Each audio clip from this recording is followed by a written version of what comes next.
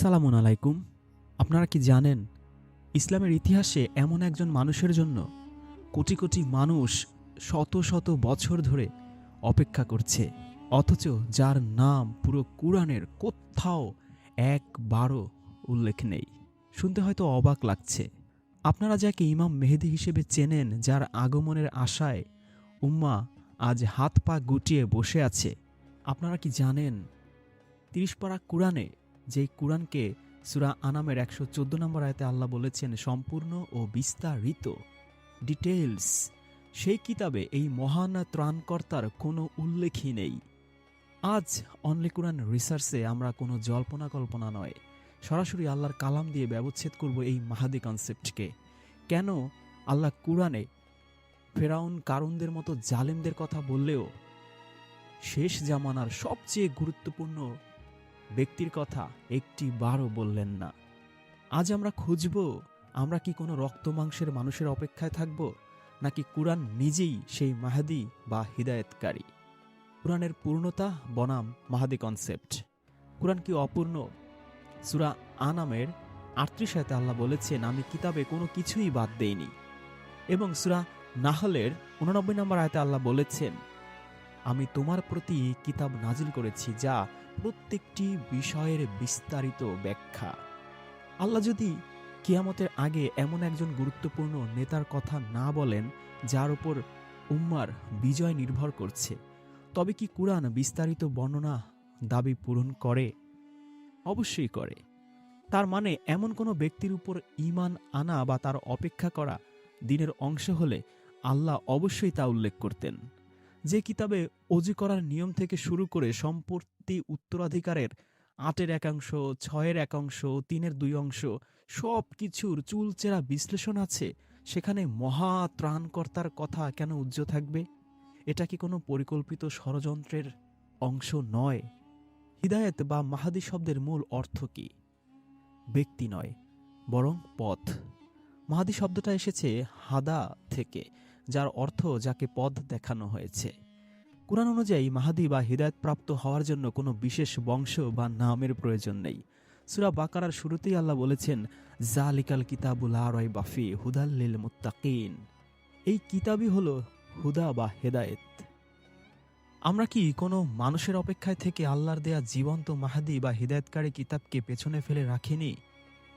কুরআনই হলো আসল মেহেদি, যে এই কিতাবকে আঁকড়ে ধরবে সেই হিদায়াতপ্রাপ্ত।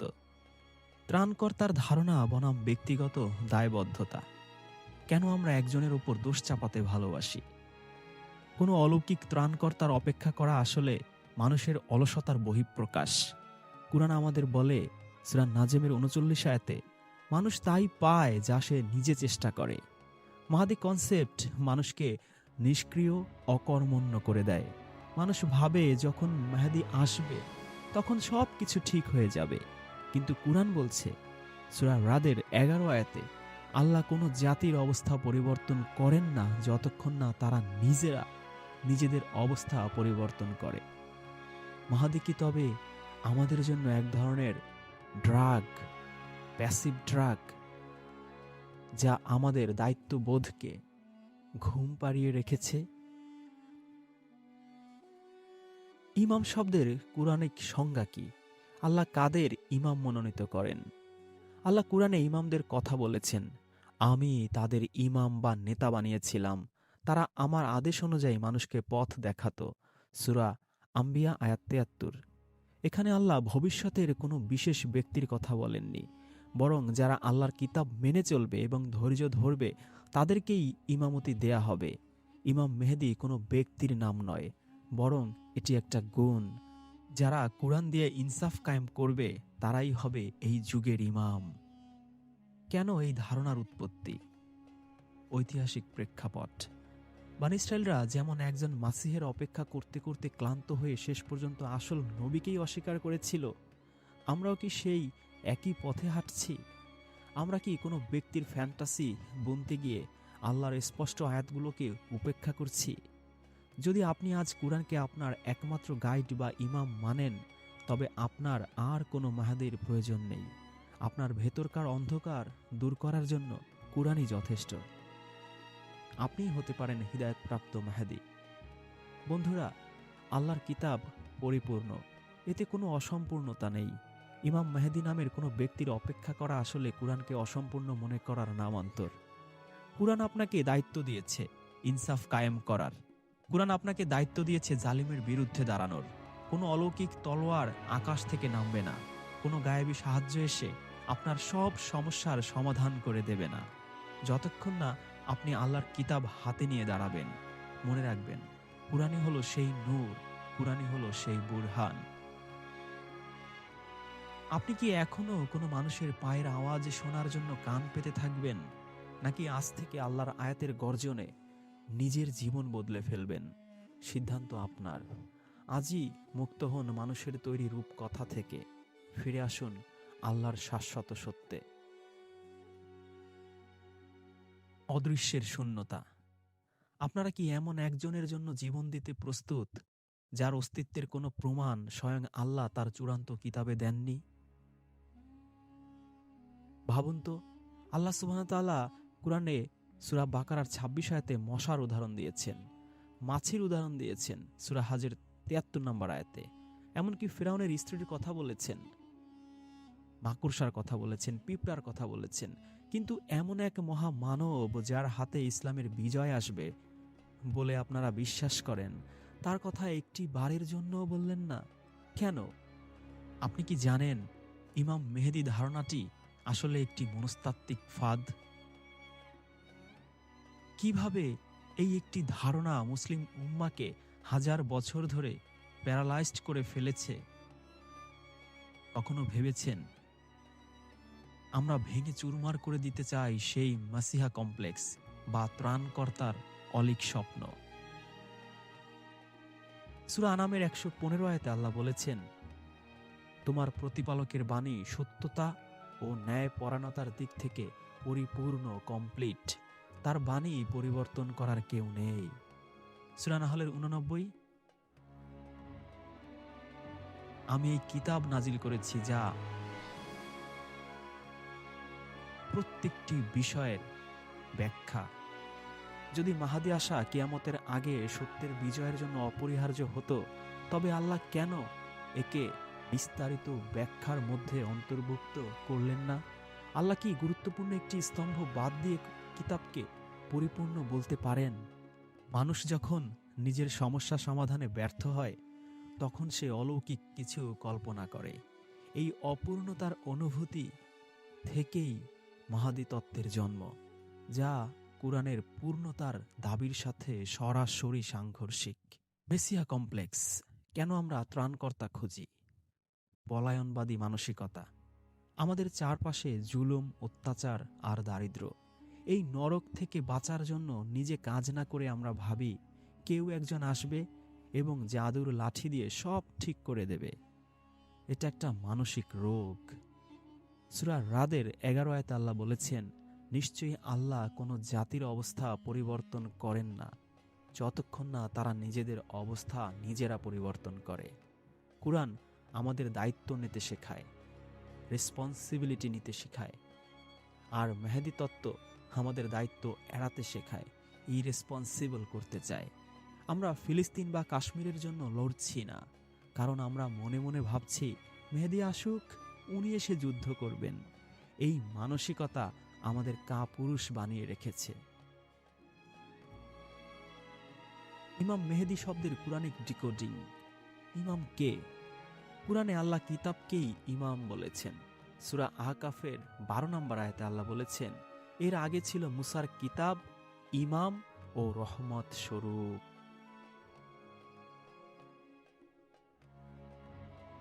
ওয়ামিন কবলিহি কিতাবুন মুসা ইমাম ওয়া রাহমা। মুসার কিতাবকে আল্লাহ বলছেন ইমাম আর রহমত। মেহেদীকে? মেহেদী মানে হিদায়াত প্রাপ্ত। আল্লাহ বলছেন, আর যারা আমার পথে সংগ্রাম করে আমি অবশ্যই তাদের আমার পথে হিদায়াত দেব। সূরা আনকাবুত আয়াত ৬৯। অর্থাৎ যে কেউ কুরআন দিয়ে সংগ্রাম করবে সেই মাহাদি বা হিদায়াত প্রাপ্ত। এটি কোনো বিশেষ টাইটেল নয়। আমরা কি কোনো ব্যক্তিকে ইমাম বানাবো নাকি আল্লাহর কিতাবকে ইমাম মানব? কুরআন বলছে কিতাবই ইমাম। সূরা আহকাফ আয়াত ১২। আর আপনারা মানুষের অপেক্ষায় বসে আছেন। এটা কি শিরকের কাছাকাছি এক প্রকার আধিপত্য নয়? বনী ইসরায়েলি ট্রাপ, ইতিহাসের পুনরাবৃত্তি। বনী ইসরায়েলরা যেমন একজন মাসিহা বা ত্রাণকর্তার অপেক্ষায় থেকে আসল সত্যকে প্রত্যাখ্যান করেছিল, মুসলিমরাও আজ কুরআনের জীবন নির্দেশ ফেলে দিয়ে এক ছায়া মানবের পিছে ছুটছে। সূরা বাকার ১২৪ আয়াতে আল্লাহ বলছেন, যখন ইব্রাহিমকে ইমাম বানানো হলো, তিনি বংশধরদের জন্য দোয়া চাইলেন। আল্লাহ বললেন, আমার ওয়াদা জালিমদের জন্য নয়। ইমামতি বা নেতৃত্ব কোনো বংশের বা কোনো বিশেষ ব্যক্তির জন্মগত অধিকার নয়, এটা অর্জন করার বিষয়। অথচ মেহেদী তত্ত্বে তাকে একটি বিশেষ বংশের ফ্রেমওয়ার্কে আটকে দেয়া হয়েছে, যা কুরআনের মেধা ও আমল ভিত্তিক নেতৃত্বের পরিপন্থী। কেন এই গুজব ছড়ানো হলো? রাজনৈতিক কুটচাল, হিস্টোরিক্যাল ম্যানুপুলেশন। ইসলামের শুরুর দিকে যখন রাজনৈতিক অস্থিরতা চলছিল, তখন প্রতিটি দল নিজের ক্ষমতা জায়েজ করতে একজন ত্রাণকর্তা আসবে এবং আমাদের দলকে বিজয়ী করবে, এই জাতীয় প্রচারণা প্রোপাগান্ডা চালিয়েছে। সূরা আনামের ১৫৯ আয়াতে আল্লাহ বলছেন, যারা দিনকে খণ্ড বিখণ্ড করেছে এবং দলে দলে বিভক্ত হয়েছে, তাদের সাথে তোমার কোনো সম্পর্ক নেই হে নবী। মাহদী কনসেপ্ট উম্মাকে ঐক্যবদ্ধ করার বদলে শতদা বিভক্ত করেছে। শিয়া মেহেদি বনাম সুন্নি মেহেদি বনাম ইবাদি মেহেদি, এই লড়াইয়ে কুরআন কোথায়? কুরআন তো এক, কিন্তু মেহেদি সবার আলাদা আলাদা। আমাদের মেহেদি আমাদের সাথেই আছে। আপনি যদি অন্ধকারে পথ চলার জন্য একটা মশাল হাতে নিয়ে থাকেন, তবে কি আপনারা সেই মশাল ফেলে দিয়ে সূর্যের অপেক্ষায় বসে থাকবেন? কুরআন হলো সেই নূর বা আলো। সূরা মায়দা আয়াত ১৫-তে আল্লাহ কুরআনকে নূর বলেছে, যা আপনার বর্তমানকে নুরানি বা আলোকিত করতে পারে। যে কিতাব মৃত আত্মাকে জীবিত করে, যে কিতাব মানুষকে ইনসাফ শেখায়, সেই কিতাব আল কুরআনই হলো আপনার ইমাম। কোনো ব্যক্তির অপেক্ষায় আপনার শ্রেষ্ঠ সময়গুলো নষ্ট করবেন না। আপনি সেই ব্যক্তি যাকে আল্লাহ খলিফা হিসেবে পাঠিয়েছেন। আপনি কুরআন পড়ুন, গবেষণা করুন এবং সমাজ সংস্কারে নামুন। আপনিই হবেন আল্লাহর হিদায়াতপ্রাপ্ত বা মেহেদি। ত্রাণকর্তা আকাশ থেকে নামবে না, বরং আপনার ভেতর থেকে জন্ম নেবে আল্লাহর আয়াতের শক্তিতে। রূপকথা ছেড়ে বাস্তবতায় ফিরে আসুন। আচ্ছা, কেমন হবে যদি আপনি জানতে পারেন যে গত ১,০০০ বছর ধরে আপনি যার জন্য চোখের পানি ফেলছেন, যার আগমনের স্বপ্নে আপনি বিভোর, আল্লাহর কিতাবে তার কোনো অস্তিত্ব নেই? একটু ভাবুন, যে দিন আল্লাহ আমাদের জন্য পূর্ণ করে দিয়েছেন সূরা মায়দার ৩ নম্বর আয়াতে, সেই দিনে কি এমন কোনো বিশাল ফাঁক থাকা সম্ভব যে কিয়ামতের আগে পুরো উম্মার ভাগ্য যার হাতে থাকবে, তার কথা আল্লাহ একটি আয়াতেও বলবেন না? সূরা আনামের ১১৪ আয়াতে আল্লাহ বলছেন, আমি কি আল্লাহ ছাড়া অন্য কোনো বিচারক খুঁজব? অথচ তিনি তোমাদের প্রতি এই কিতাব নাজিল করেছেন বিস্তারিতভাবে, ডিটেইলস, মুফাসসালান। আল্লাহ নিজেই যখন তার কিতাবকে মুফাসসাল বা বিস্তারিত বলছেন, তখন সেখানে মেহেদির মতো একজন বিশ্ব বিজেতা নেতার অনুপস্থিতি কি প্রমাণ করে? হয় মেহেদি কোনো গুরুত্বপূর্ণ বিষয় নয়, অথবা মেহেদি নামক কোনো চরিত্র কুরআনের স্কিমেই নেই। অজুর নিয়ম, পিরিয়ডের বিধান, এমনকি ঘরে প্রবেশের অনুমতি চাওয়ার মতো ছোট ছোট বিষয় যেখানে আল্লাহ বিস্তারিত বর্ণনা করেছেন, সেখানে পুরো পৃথিবীর শাসনকর্তার কথা কেন নেই? এটা কি যুক্তিযুক্ত? কেন মানুষ ত্রাণকর্তা চায়? The great escape. মানুষ প্রাকৃতিকভাবেই অলস এবং দায়িত্ব এড়িয়ে চলতে চায়। যখন কোনো সমাজ পঙ্গু হয়ে যায়, তখন তারা নিজেদের ভুল সংশোধনের বদলে একজন সুপার হিরোর কল্পনা করে। পলায়নবাদ, এসক্যাপিজম। মাহাদি ধারণাটি আমাদের বলে, তোমার কিচ্ছু করার দরকার নেই, তুমি শুধু তসবি টেপো। আসল কাজ মাহাদি এসে করবে। এটা একটা সাইকোলজিক্যাল ট্র্যাপ, সাইকোলজিক্যাল ড্রাগ। সূরা আন-নাজম আয়াত ৩৯। আল্লাহ কড়া হুঁশিয়ারি দিয়েছেন, বলছেন মানুষ তাই পায় যা সে চেষ্টা করে। যারা মাহাদির অপেক্ষা করছে তারা আসলে কুরআনের এই ব্যক্তিগত দায়বদ্ধতার আইনকে লঙ্ঘন করছে। তারা কিয়ামতের ময়দানে আল্লাহর কাছে কি জবাব দেবে?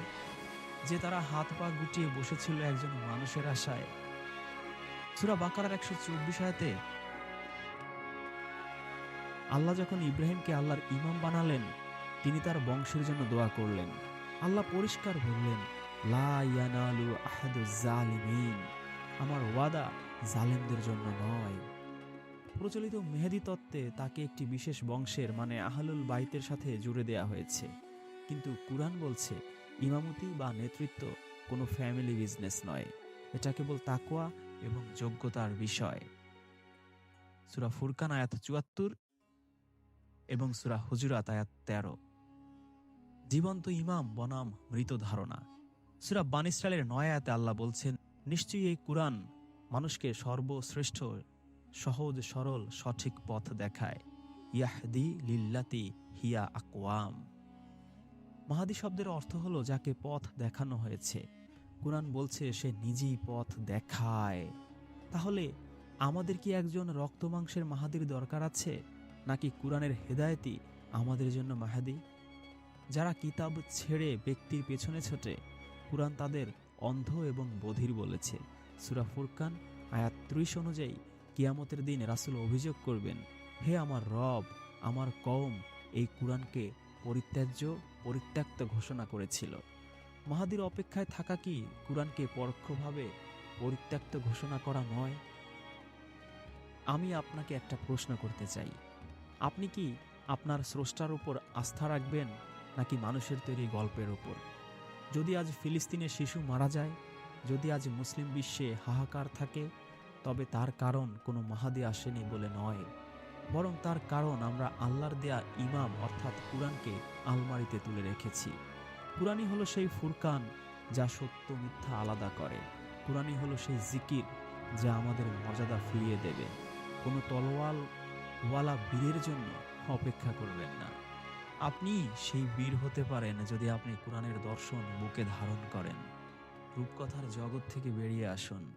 কুরআনের প্রদীপ্ত আলোয় নিজেকে এবং সমাজকে বদলে ফেলুন। আপনি আল্লাহর মনোনীত মেহেদি বা হিদায়াতপ্রাপ্ত হতে পারেন যদি আপনি কিতাবকে আঁকড়ে ধরেন। আজকের এই আলোচনা যদি আপনার বিশ্বাসের মূলে আঘাত করে থাকে, তবে দয়া করে আরেকবার কুরআন খুলে বসুন। অন্ধভাবে আমাকে বা অন্য কাউকে বিশ্বাস করবেন না। সূরা বানী ইসরাঈলের ৩৬ নম্বর আয়াত মনে রাখুন, যে বিষয়ে তোমার জ্ঞান নেই তার পেছনে ছোটো না। অনেকেই দাবি করেন যে ইমাম মেহেদির ধারণাটি অত্যন্ত সুদৃঢ়, কিন্তু আপনি কি জানেন পুরো কুরআনে ইমাম একবচন ও বহুবচন মিলে ঠিক ১২ বার এসেছে। অনেক সম্প্রদায় এই ১২ সংখ্যাটিকে তাদের ইমামতের প্রমাণের জন্য ব্যবহার করে। যেমন বেশিরভাগ শিয়ারা এই ১২ ইমামতে বিশ্বাস করে। কিন্তু আজ আমরা দেখব এই ১২টি আয়াতের একটিও কোনো ভবিষ্যৎ ত্রাণকর্তার ইঙ্গিত দেয় কিনা, নাকি এই ১২ আয়াতই উল্টো মাহাদি কনসেপ্টকে ধূলিসাৎ করে দেয়। চলুন আমরা আল্লাহর কিতাব থেকে ডাটা সংগ্রহ করি। কুরআনে ইমাম শব্দটি ৭ বার একবচনে এবং ৫ বার বহুবচনে আইম্মাহ রূপে এসেছে, মোট ১২ বার। চলুন দেখি আল্লাহ এই শব্দগুলো দিয়ে কি বুঝিয়েছেন। ইমাম যখন কিতাব বা রেকর্ড ৪ বার। সূরা হুদ আয়াত ১৭, এখানে মুসা নবীকে প্রদান করা তাওরাত কিতাবকে ইমাম বলা হয়েছে। সূরা আহকাফের ১২ আয়াতে এখানেও মুসার কিতাবকে ইমাম বলা হয়েছে। সূরা ইয়াসিনের ১২ আয়াতে এখানে আল্লাহ বলছেন তিনি সব কিছু একটি স্পষ্ট কিতাবে মানে ইমামিন মুবিন সংরক্ষণ করেছেন, অর্থাৎ এখানেও আমরা দেখলাম কিতাব। সূরা বানী ইসরাঈলের ৭১ আয়াতে আল্লাহ বলছেন কিয়ামতের দিন মানুষকে তাদের ইমাম সহ ডাকা হবে। এখানে এই ইমাম মানুষের আমলনামা বা কিতাব। এখানেও ইমাম কোনো ব্যক্তি নয়, বরং আল্লাহর দেয়া সংবিধান বা আমলনামা বা রেকর্ড। ইমাম যখন অতীতের নবী, সূরা বাকারা 124। ইব্রাহিম নবীকে আল্লাহ মানুষের জন্য ইমাম মনোনীত করেছিলেন। এটি একটি অতীত ঘটনা। সূরা আম্বিয়া 73। এখানে ইসাক ও ইয়াকুব নবীকে আল্লাহ ইমাম বানিয়েছিলেন, সে কথা বলেছেন। ইমাম যখন রাস্তা, সূরা হিজর আয়াত ৭৯। এখানে ধ্বংসপ্রাপ্ত কওমের জনপদকে বলা হয়েছে তারা একটা স্পষ্ট রাস্তার ইমামিন মুবিন এর উপর অবস্থিত। ইমাম যখন কাফের নেতা, 2 বার, সূরা তওবা 12 নম্বর আয়াত। এখানে আল্লাহ বলছেন কুফুরের নেতাদের, আইয়াম্মাতাল কুফুর, তাদের সাথে যুদ্ধ করো। সূরা কাসাস 41। ফেরাউন ও তার বাহিনীকে আল্লাহ আগুনের দিকে আহ্বানকারী নেতা আইম্মাহ বানিয়েছিলেন। ইমাম যখন যোগ্যতা ও সংগ্রাম, 3 বার, সূরা ফুরকান আয়াত 74। মুত্তাকিদেরকে আল্লাহ ইমাম হওয়ার দোয়া শিখিয়েছেন, রব্বানা হাবলানা মিন আজওয়াজিনা ওয়া যুররিয়াতিনা কুররাতা আয়ুনি ওয়াজআলনা লিল মুত্তাকিনা ইমামা। হে আল্লাহ, আমাদের মুত্তাকিদের ইমাম বানিয়ে দাও। এখানে যে কেউ ইমাম হতে পারে যদি সে মুত্তাকি হয়। কোনো বিশেষ মাহাদির জন্য এই ইমামতির পদ সংরক্ষিত নয়, ওটাধারী নয়। সূরা কাসাস আয়াত 5। আল্লাহ বনী ইসরাঈলদের, দুর্বলদের ইমাম বানাতে চেয়েছিলেন। সূরা আস-সিজদা আয়াত 24। আল্লাহ বলছেন, আমি তাদের ইমাম বানিয়েছিলাম যখন তারা ধৈর্য ধরেছিল এবং আমার আয়াতের উপর নিশ্চিত বিশ্বাস রেখেছিল। গাণিতিক উপসংহার: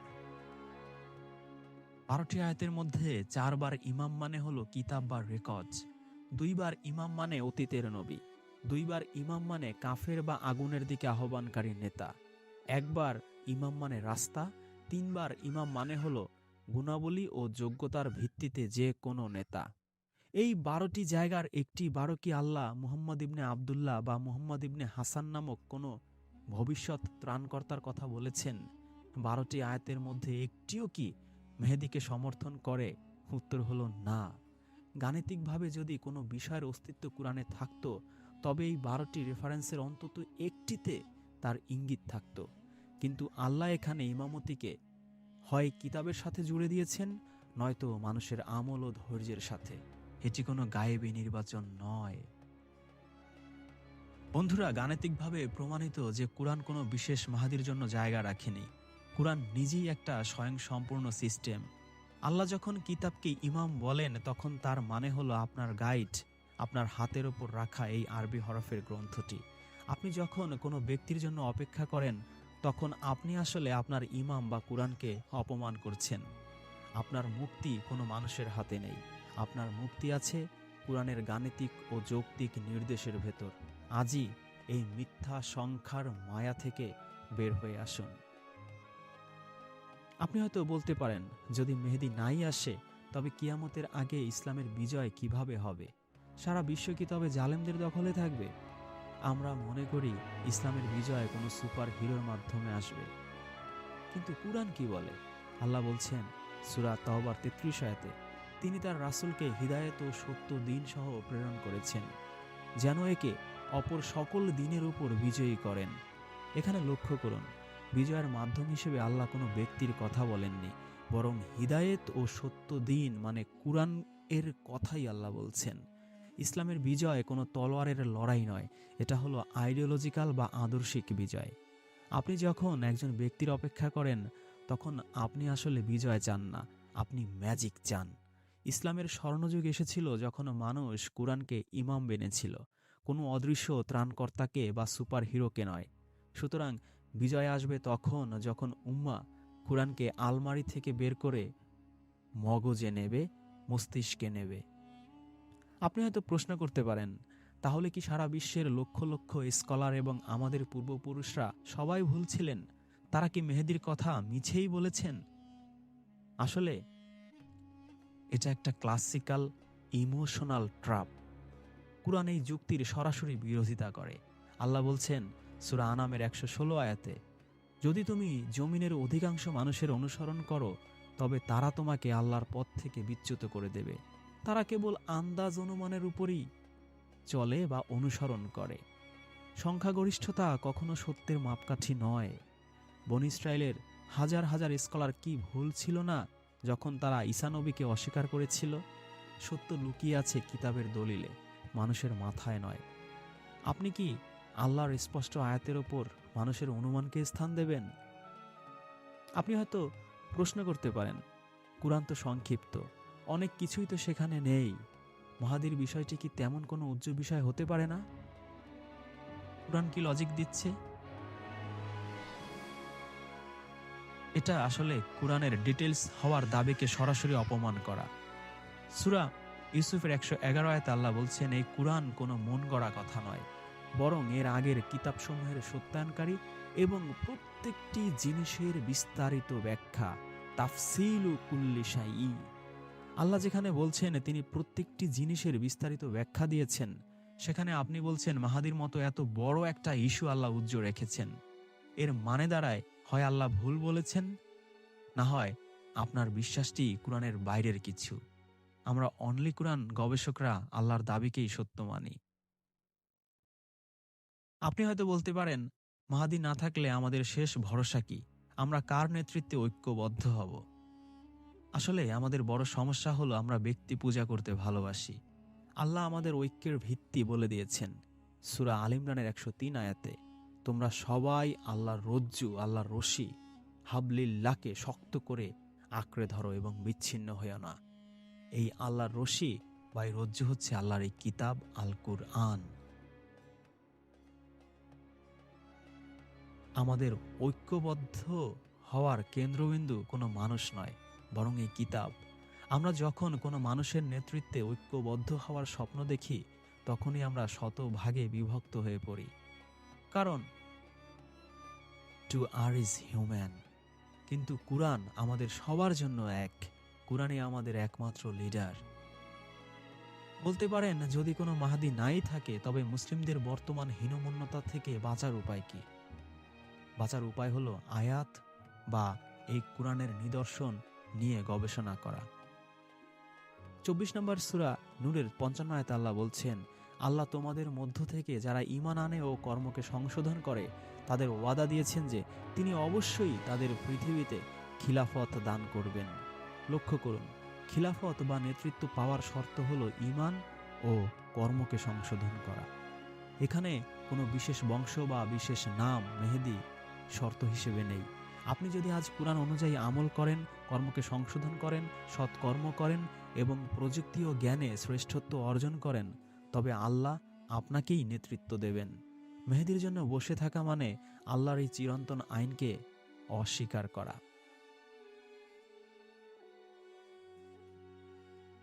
সবশেষে একটি কথা, যারা কোনো মানুষের জন্য অপেক্ষা করছেন, তারা আসলে নিজেদের অজান্তেই কুরআনকে যথেষ্ট নয় বলে ঘোষণা করছেন। আপনি কি আল্লাহর বিচারের দিন বলতে পারবেন, হে আল্লাহ, তুমি তো কিতাব পাঠিয়েছিলে ঠিকই, কিন্তু আমি তো ওই ব্যক্তির জন্য বসেছিলাম যার কথা তুমি কিতাবে বলনি? কুরআনই হলো ইমাম, কুরআনই হলো মেহেদি হিদায়াতকারী, কুরআনই হলো ফুরকান। এই কিতাব ধরুন, অন্ধকার কেটে যাবে। রূপকথা আমাদের শান্ত করতে পারে, কিন্তু কুরআন আমাদের মুক্ত করবে।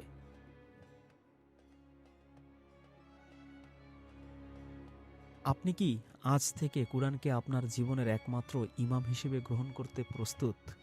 আপনার সাহসিকতা কমেন্টে জানান। ভিডিওটি শেয়ার করে সত্যের সাক্ষী হন।